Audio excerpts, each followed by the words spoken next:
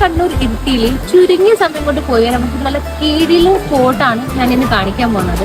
കൂട്ടുപുഴക്കാരുടെ സ്വകാര്യ അഹങ്കാരം കച്ചേരിക്കടവ് പാലത്തിന് മേലാണ് ഞാനിപ്പോഴത്.